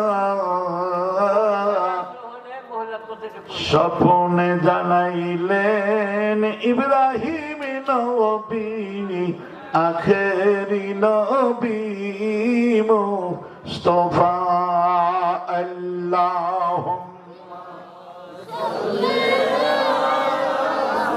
সাইয়্যিদিনা মাওলানা মুহাম্মদ ওয়া আলা আলিহি আল্লাহ কবুল করুন। পর্দার আড়ালের মা বোনেরা, আপনাদের কাছে ছেলেরা গেল, আপনারা যা পারেন ওদের কাছে দিয়ে দিবেন। আমার মা বোনেরা আপনারা আছেন, আপনারা যারা আছেন আপনাদের কাছে, আপনাদের মা বোনেরা আছেন, আপনারা যা পারেন দিয়ে দেন। আল্লাহ কবুল করুন। সবাই বলুন আমিন। আরো জোরে বলুন আমিন। দেখছেন আল্লাহ যে যা দিয়েছেন আল্লাহ দেখেছেন। কে দেখেছেন? আল্লাহ দেখেছেন। তাহলে আমি আপনাদের কাছে বললাম, ইমানদারের পঞ্চম নম্বর নমুনা হলো ইমানদাররা খরচ করবে কার রাস্তায়? আল্লাহ। আরো জোরে বলুন কার রাস্তায়? আল্লাহর রাস্তায়। এজন্য আল্লাহ আমাদেরকে কবুল করুন। সবাই বলি আমিন। এবার আল্লাহ বললেন উলাইকা হুমুল মুমিনুনা হাক্কা, এরাই হলো সত্যিকার ইমানদার। আর ইমানদারের ইজ্জত বাড়ানোর দায়িত্ব কার? ইমানদারের ইজ্জত আল্লাহ বাড়িয়ে দেয়। ও ভাই, আপনি তাকায় দেখেন, আপনারা যত দাবানোর চেষ্টা করেছেন আল্লাহ কিন্তু ইমানদারদের ইজ্জত কি বাড়াই দেয়নি? আরে খালি বাংলাদেশে না, গোটা পৃথিবীতে। সুবহানাল্লাহ বলবেন না জোরে? গোটা পৃথিবীতে। আপনারা তো মনে করেছিলেন যে না আর আগাছি দেব না, প্রার্থী দেব না। আরে ভাই, বাংলাদেশে বাড়ে নাই, গোটা পৃথিবীতে বেড়ে গেছে। সুবহানাল্লাহ বলবেন না জোরে? আল্লাহ বলেন লাহুম দারাজাতুন ইনদা রাব্বিহিম, ইমানদারের ইজ্জত বাড়িয়ে দেন কে? তারপরে আল্লাহ বললেন শুধু ইজ্জত বাড়ায় না, ওয়া মাগফিরাতুন, আল্লাহ ইমানদারদের জীবনের গুনাহ মাফ করে দেয়। আল্লাহ ইমানদারদের কি জীবনের গুনাহ কি মাফ করে দেয়। নাম্বার 3, এরপরে আল্লাহ বললেন ওয়ারিজকুন কারীম, ইমানদারদের রিজিক, ভালো রিজিক দেন কে? ইমানদারদের উত্তম রিজিক দিয়ে সম্মানিত করেন। আল্লাহ আমাদের সকলকে কবুল করুন। সবাই বলুন আমিন। আরো জোরে বলুন আমিন। গোলাম হাত তুলবে কার কাছে? আস্তে বললে হবে না, জোরে বলুন কার কাছে? আল্লাহর কাছে। এবার আমি আপনাদের বলতে চাই, কষ্ট হচ্ছে আপনাদের, আর হাত তুলবো কার কাছে? এইবার আপনারা হাত তুলে ওয়াদা করেছেন, ভয় করবেন কার? আল্লাহর ভয় করবে যারা প্যাকেট নেওয়ার জন্য পারাপারি করবে, তারা করবে না তো? এই প্রমাণ আজকে দেয়া লাগবে। আমি মোনাজাত করব, মোনাজাতের পরে প্যাকেট ও তাই, আচ্ছা ঠিক আছে, চালিয়ে নিয়ে আসো। এই বসেন, সব বসো, এই বাবু বসো, বসে বলো চলে আসো। আর প্যাকেট পাওয়ার পরে কেউ উঠবে না, প্যাকেটের পরেই আমরা দোয়া করবো ইনশাআল্লাহ। দেন, আমরা নাজাত পেতে চাই। কি পেতে চাই? নাজাত পেতে চাই। আমরা আজকে ইমানদারদের 5টা গুণ শুনেছি। 1 নম্বর, যাদের অন্তর আল্লাহর ভয়ে কেঁপে ওঠে। 2 নম্বর, যারা কোরআনুল কারীমের তেলাওয়াতে যাদের ঈমান বৃদ্ধি পায়। 3 নম্বর, তারা আল্লাহর পর ভরসা করে। 4 নম্বর কি? নামাজ কায়েম করে।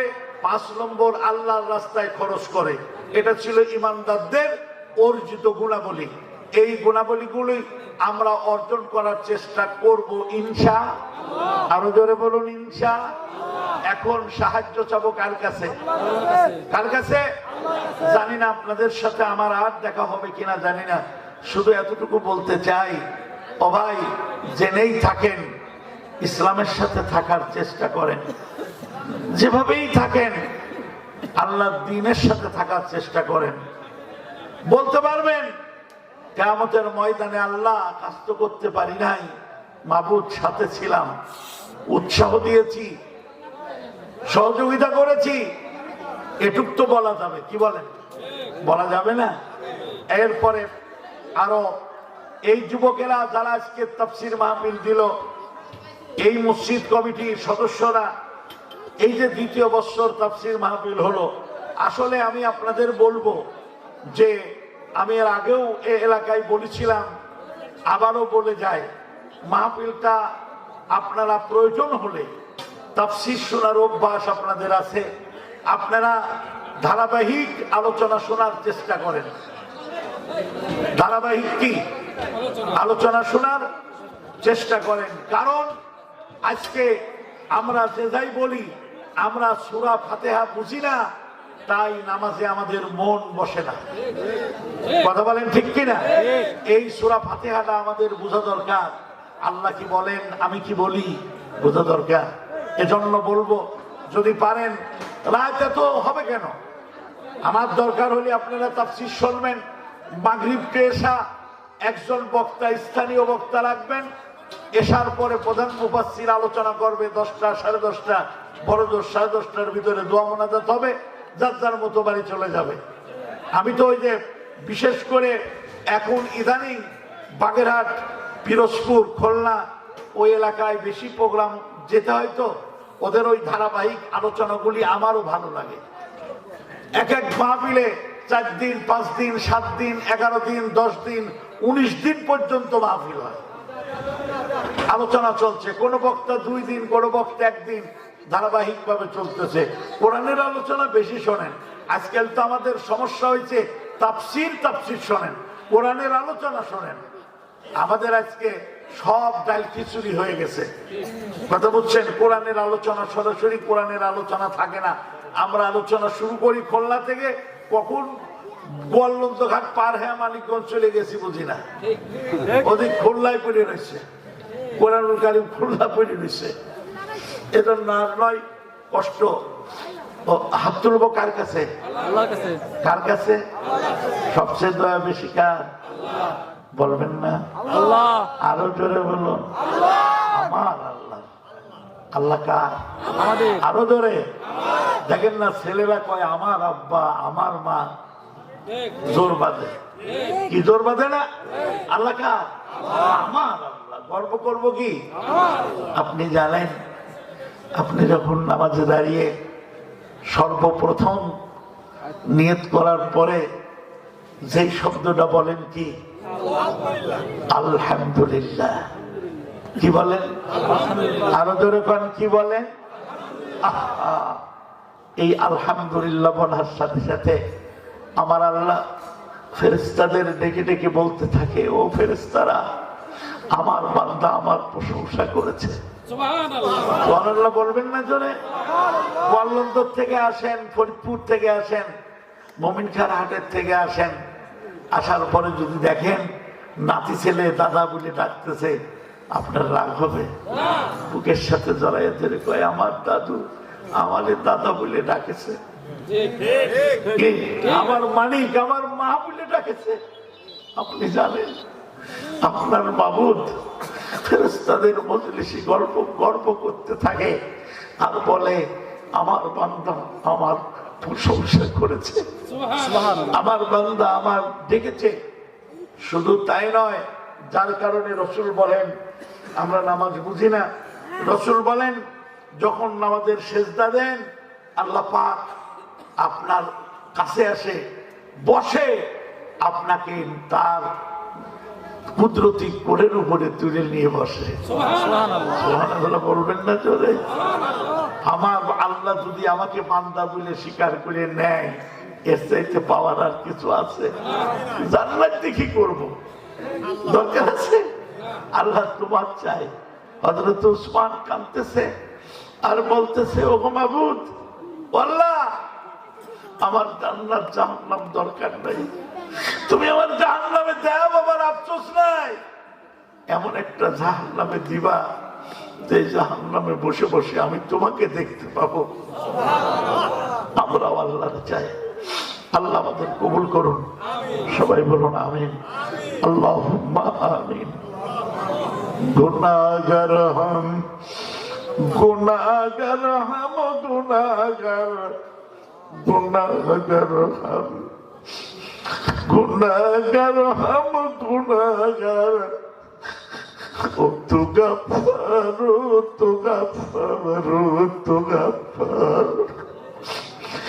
তোমারই দয়াতে আল্লাহ যত গুনাহ সরে, বান্দার কি সাধ্য আছে অত গুনাহ করে।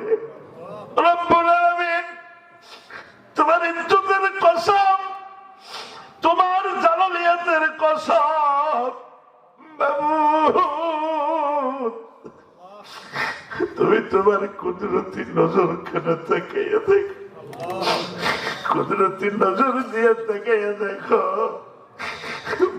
মবিন মাতুব্বরের ডাঙ্গি বিদাবাড়ি জামে মসজিদ কমিটি কর্তৃক এবং এলাকার যুব সমাজ কর্তৃক আজকের এই বার্ষিক তাফসীর মাহফিলের দ্বিতীয় বর্ষে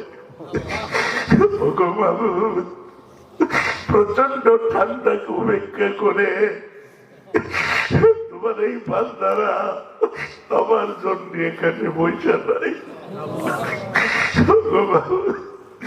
তোমার কোরআনের মহব্বতে এই বান্দারা বসে রয়েছে। ইয়া আল্লাহ, তোমার কাছে কি চাবো বাবু? আল্লাহ তুমি আমাদের জীবনের গুনাহ মাফ করে দাও। মাবুদ রে, গোয়ালন্দ থেকে বাড়ি আসে, ফরিদপুর থেকে বাড়ি আসে, এইরকম ঠান্ডার রাত্রে মার দরজার কাছে দাঁড়াইয়া মা মা বলে যদি কান্দে, এমন কোন মা নাই যে কোলে না নিয়ে পারে।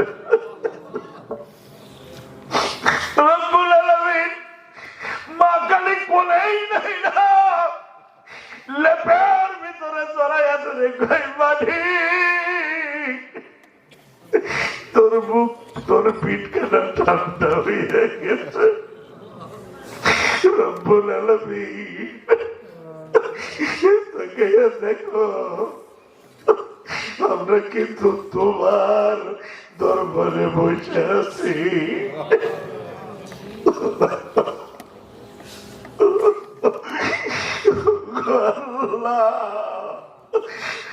আমার মাবুদ, আমাদের মাফ করে দাও।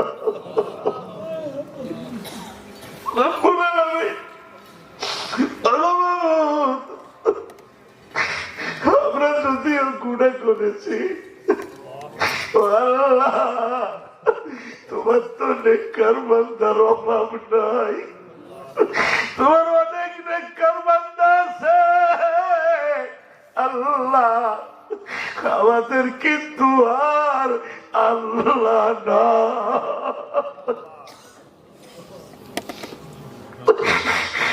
রব্বুল আলামিন আল্লাহ, আমার বাবু আমাদের তুমি মাফ করে দাও রব্বুল আলামিন। আমি যে কোচের মধ্যে তুমি বলেছ ও আমার বান্দা আমার কাছে হাত তুলে কাঁদতে থাকো, কাঁদা যদি না আসে কাঁদার ভান করো, একটা বসব যদি শিউরিয়া ওঠে আমি আল্লাহ তোমার তমাম জীবনের গুনাহ মাফ করে দিব।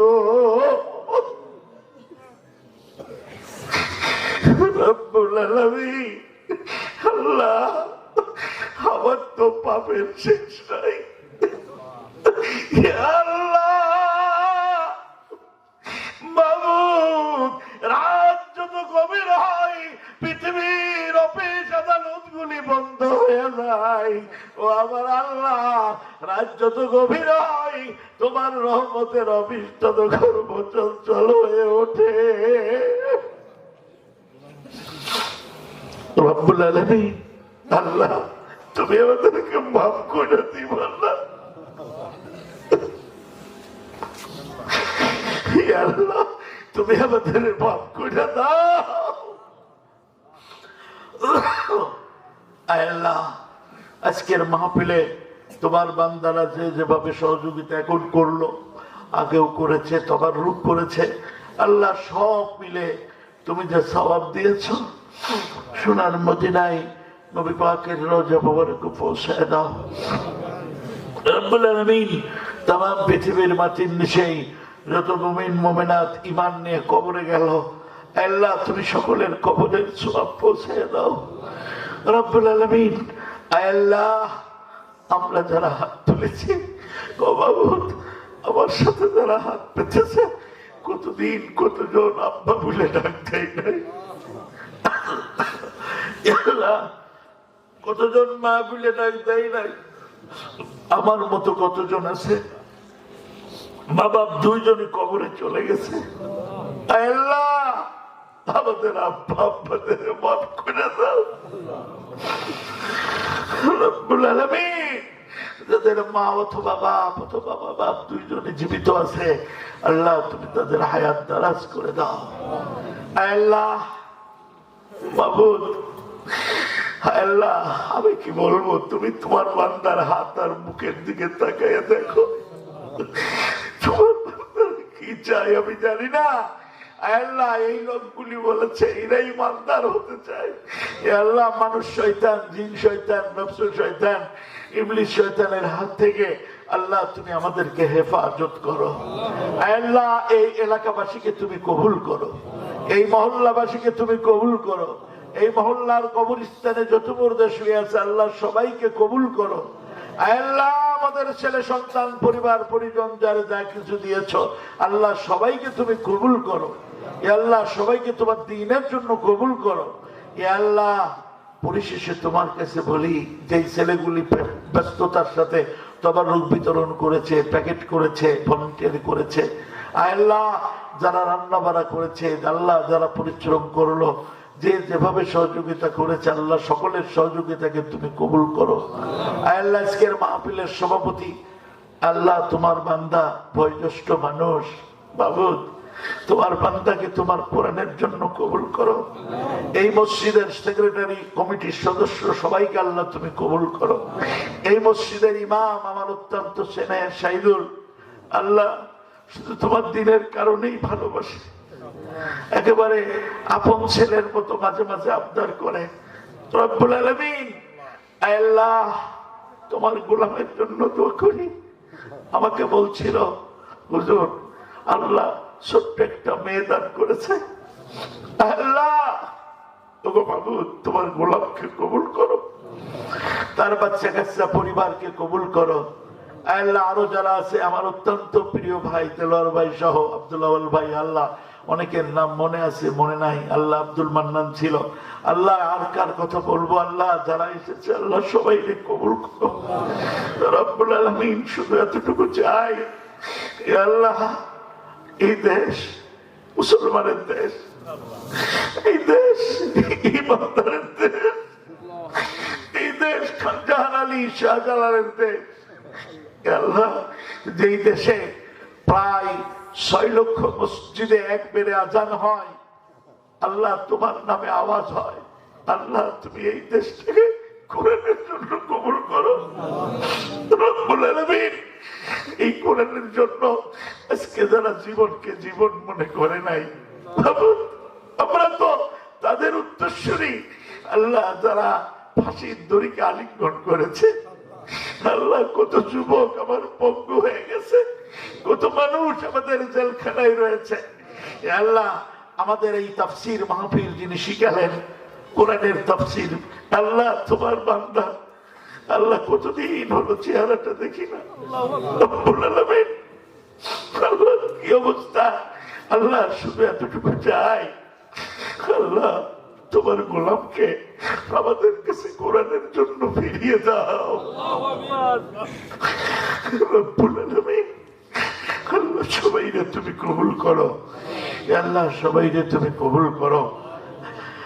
আল্লাহ আমাদের ভিতর যারা অসুস্থ আছে সুস্থ করো, আমাদের ভিতরে যারা অভাবে আছে হালাল সুদে বরকত দাও, আমাদের ভিতরে যারা বিপদ আছে বিপদ থেকে মুক্ত করে দাও। আল্লাহ সাউন্ড সিস্টেম যারা দিয়েছে, ভিডিও যারা করেছে, আল্লাহ সবাইকে আল্লাহ তুমি বরকত দান করো রব্বুল আলামিন। পরিশেষে বলি আল্লাহ আমরা গুনাহ করেছি ঠিক আছে, আল্লাহ করোনার নামক মহামারী দিয়ে আমাদের নিশ্চিহ্ন করে দিও না আল্লাহ। এই মহামারী থেকে তুমি হেফাজত করো।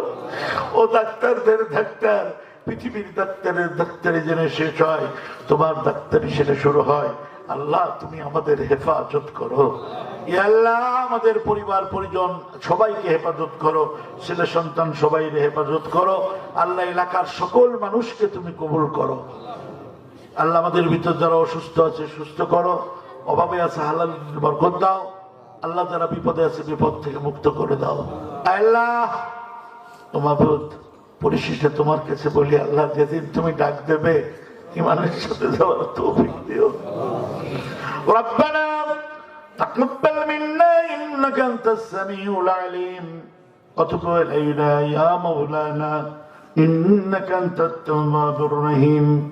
সুবহানা রাব্বিকা রাব্বিল ইজ্জাতি আম্মা ইয়াসিফুন ওয়া সালামুন আলাল মুরসালিন والحمد لله رب العالمين. وجعل آخر كلامنا عند الموت لا إله إلا الله محمد رسول الله. السلام